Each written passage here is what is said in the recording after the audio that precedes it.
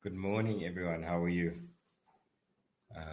Welcome to the conference. Thank you so much for having me.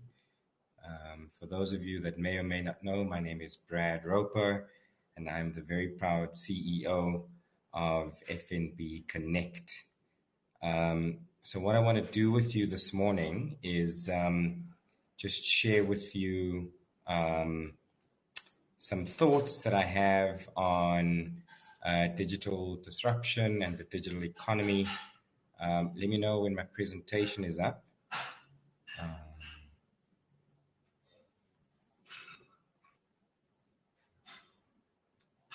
Brilliant.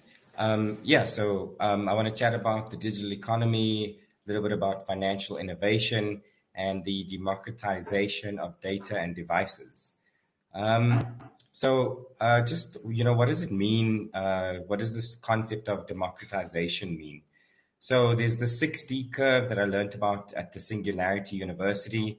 So the first step if you think about the maps example, the first step towards democratization is when things become digitized, right? So if you think about the evolution of the map, it used to be this physical hard book.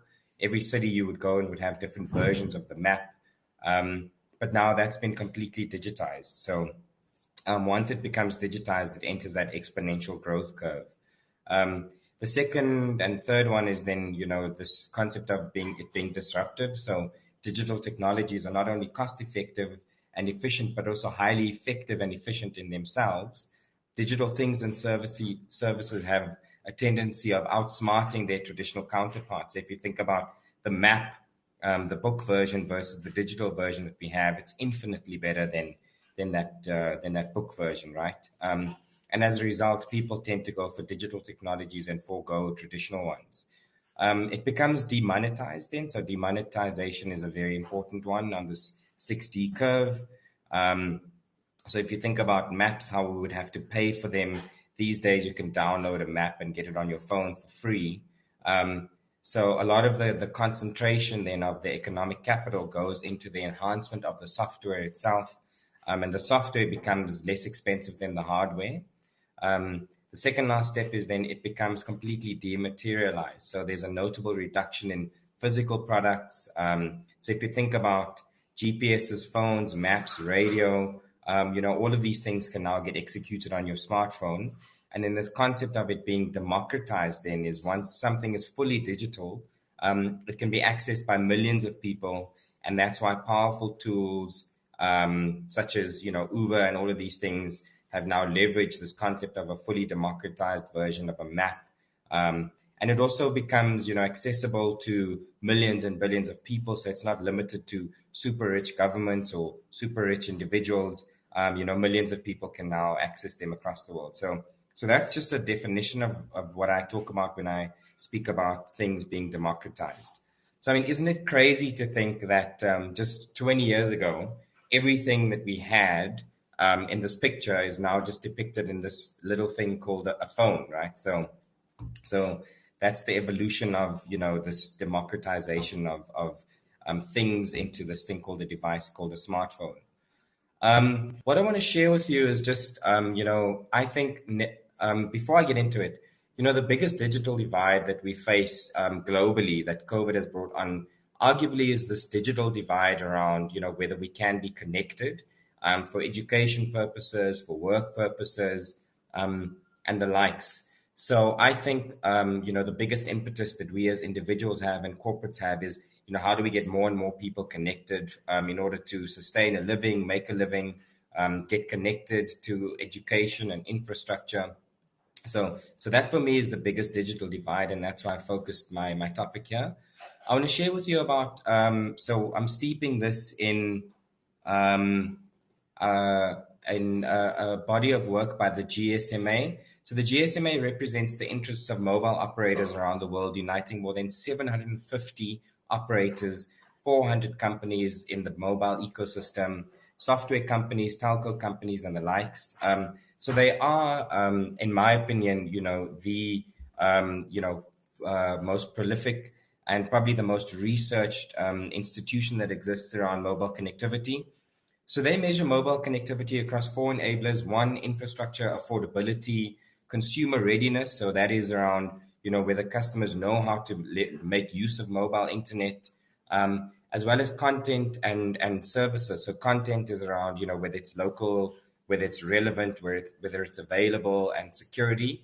They track, these 14 dimensions. There's 41 different indicators. So it's steeped in, I mean, I'm a chemical engineer, so it's steeped in science. So everything that I'll be presenting from here on out, is as a result of the GSMA, and is steeped in a lot of research and a lot of science. And it's also a global institution. So the insights are global in nature. So this is the GSMA Mobile Connectivity Index, and this is what it looked like in 2015. So here's what it looks like in 2020. You can see that there hasn't been, so if you look at the Europe, Asia, South America, you can see the map becomes a lot greener, which means more and more people are connected. But if you look sadly on our continent, you can see that there hasn't been much progress from 2014 to 2019. I think it's interesting because as much as smartphones have become affordable, handset affordability remains the biggest barrier to mobile ownership and mobile connectivity. Um, so while the average cost of an entry-level internet-enabled phone fell in middle-income countries from 44% of monthly income per capita to 34%, it still remains, in my opinion, the biggest barrier of getting people connected. Um, and also mobile data. So mobile data is becoming increasingly affordable, but unfortunately, you see a little bit later that there's still some material challenges that we face on the subcontinent. Um, just on the state of mobile internet connectivity. So, this research was steeped up until 2019, which is the most recent iteration of their global research. So, there's three key elements that we look at here. The first one is, the connected. So, that connected gap is this blue bubble. And if you see on our continent, these are people who have used internet services on a mobile device. And you can see on our continent, we by far lag behind the rest of the world. So only 26% of people in sub-Saharan Africa have been connected on a mobile device. Then there's the usage gap. So the usage, or let me go to the coverage gap. So the coverage gap, you can see we lag far behind. So you want this to be as low as possible.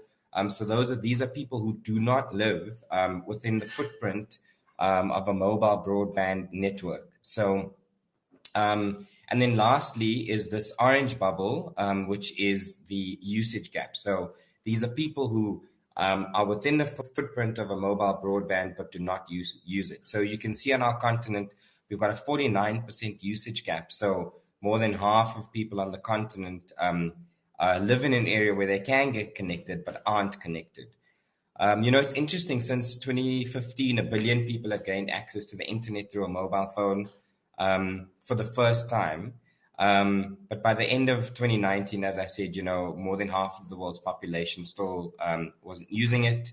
So one of while the biggest challenge that we have is, as you can see on this map, the unconnected tend to be some of the poorest in our society. So I think that becomes a massive challenge, but also an incredible opportunity for all of us to try and solve for.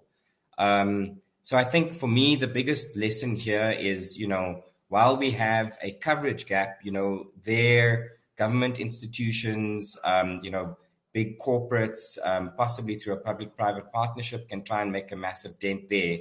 But for me, what excites me the most is this 49% usage gap.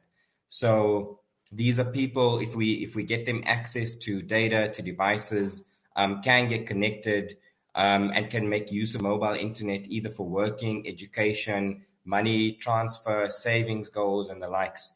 So I think that for me is, the reason why I wake up every single morning, is to try and get more and more people connected and try and make a dent on that usage gap. So I think that for me is the biggest lesson that we can take out of this is, lots of, while we lag behind, I think there's lots of opportunity and work to be done. So that being said, I mean, the entry to the game is, arguably devices, right? So if we look at the change in smartphone adoption from 2014 to 2019, you can see the share of smartphones as a percentage of total connections. So globally, you can see massive inroads, and you can see just the gray graph on the left-hand side. Sadly, what you notice here is in sub-Saharan Africa and South Asia, the median cost of an internet-enabled device in 2019 was around $35 compared to 40 to $60 in other regions. This has been driven by an increase in low-cost availability smartphones, but it's still as a region, you can see that we lag behind significantly in terms of smartphone adoption. So smartphone adoption, I think, is like I said, arguably the most important driving factor of getting people mobily connected to the internet and to arguably some fantastic opportunities. So that talks to smartphone adoption. Let me see, this is not moving. Okay, great. So in addition to reducing the cost of handsets, so there's a lot of work that we have to do around, just in terms of smartphone adoption, it's not a case of, we have different prices of smartphones across the globe. The costs are pretty ubiquitous. The challenge really is the per capita income. So I think we, as Africans, need to be innovative around how do we solve for the affordability barrier for these smartphones. So if you look, for example, so this is the cost as a percentage of monthly GDP per capita. You can see that sub-Saharan Africa, the cost of, so firstly, this dotted line on the bottom is the cost of a smartphone in a high income country. So this would be your Americas and your Europes. And you can see that that is about 4%. So the cost of owning a smartphone is about 4% of monthly income for consumers. In sub-Saharan Africa, massive work to be done. So you can see that by 2019, the cost of a smartphone on average was 30%. So that's 1/3 of affordability of monthly income per capita. So there's a lot of work to be done. And I think we're seeing some exciting innovations, for example, that MTN have done around smart feature phones in Nigeria. But I think the single upfront payment for a smartphone is arguably something that doesn't work well on the continent. So some innovation there around affordability, around financing models such as payment, installment plans, subsidies, loans, leases, rentals. So these are some exciting opportunities that we can all leverage in order to get more people connected. Alternative credit scoring models. So there's lots of data sets and the telco companies, the banks, and I'm seeing a lot of fintech and innovations in this regard around alternative scoring models. So Nigeria on the continent has one of the most affordable handsets across the world. In 2017, the cheapest internet-enabled phone cost 42% of monthly GDP per capita in Nigeria, but this fell to 12% in 2019 as MTN launched the 3G smart feature phone for a mere $20. So, we do have some fantastic examples of frugal innovation that's happening on the continent. So lots of work to be done in that regard on the affordability of devices. So the next big thing, right? And we saw this, I live in South Africa and we saw it with the hashtag data must fall and fees must fall. These are, sadly and unfortunately, the stats, it's not just a social movement. The stats are quite stark. If you look at, again, this graph here, shows the cost of data. This is just, the 1 gig 30-month data plan as a percentage of monthly GDP per capita. So the Mobile Broadband Commission, which is a subset of the United Nations, has an affordability target of 2% that they're hoping that the globe will reach by 2025. So that's this gray dotted line that you're seeing. And you can see that pretty much across the globe, there's been massive inroads. And by 2019, pretty much everyone had achieved that target except us here on the continent. So the cost of a gig of data was 4.2% of monthly GDP per capita. So just graphically, what's shown on the image on the right-hand side is, you can see just the higher. So this is the cost of a gig of data. So the bigger the bubbles, the higher you can see. Unfortunately, a lot of African countries appearing, arguably in the top section of this image, which is not a good thing. But again, so Nigeria in 2019 reduced that to under 2%. And Nigeria shows how you can create a virtuous cycle of, the cost of a device as well as, reducing the cost of data. So there was a recent study by the GSMA and the World Bank that found that the rollout of mobile broadband networks in Nigeria between 2010 and 2016 increased labor force participation, especially amongst women, and reduced extreme poverty by about 7 percentage points. So this just shows how, if we can get people connected at an affordable level, leveraging some innovation, arguably there's benefits to be had around poverty reduction, economic contribution, labor force participation, and these are topics that I think most countries, and especially here on the continent, that we're grappling with. So that's it.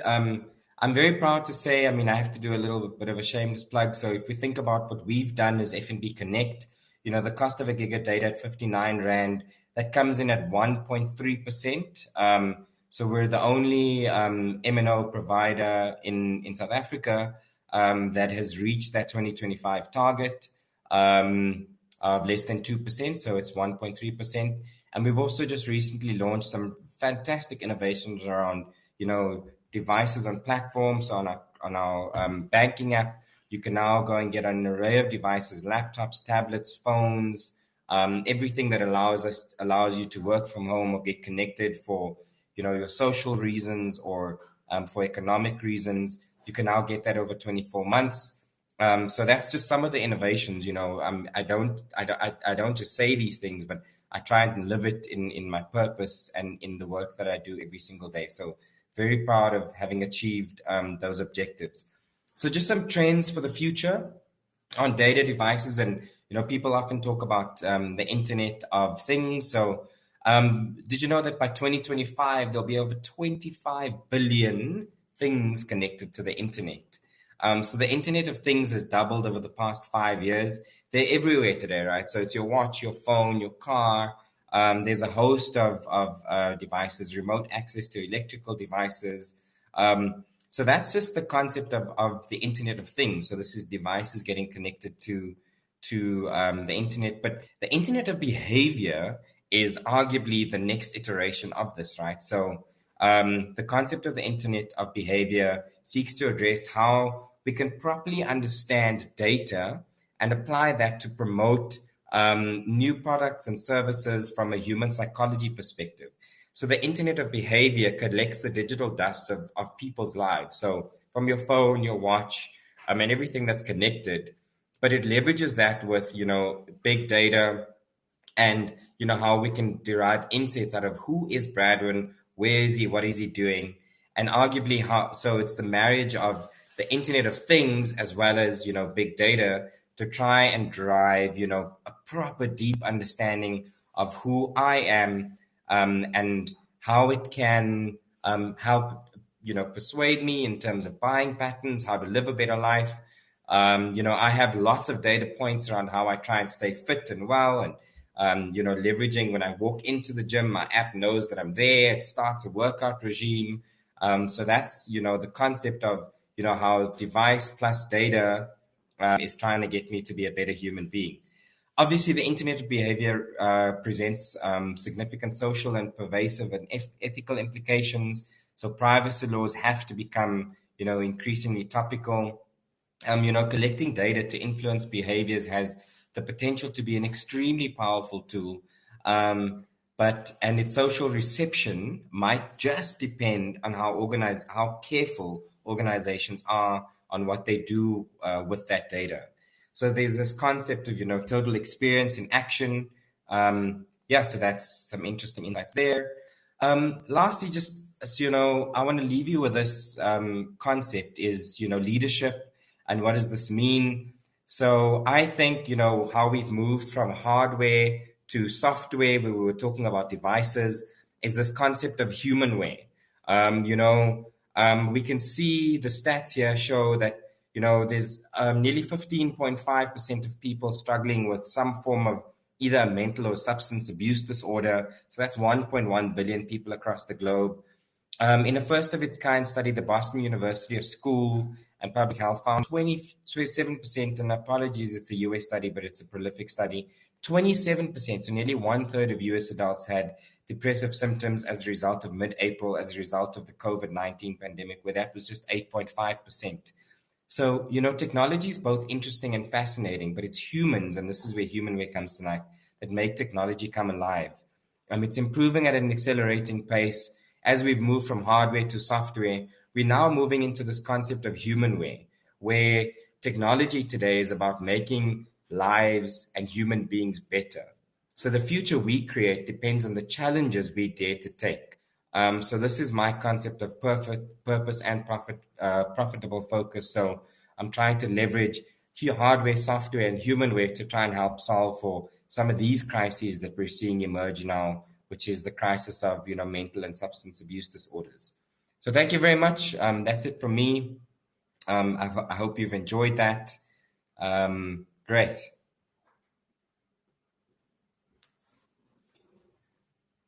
Enjoy the rest of your conference, Thank everyone. you.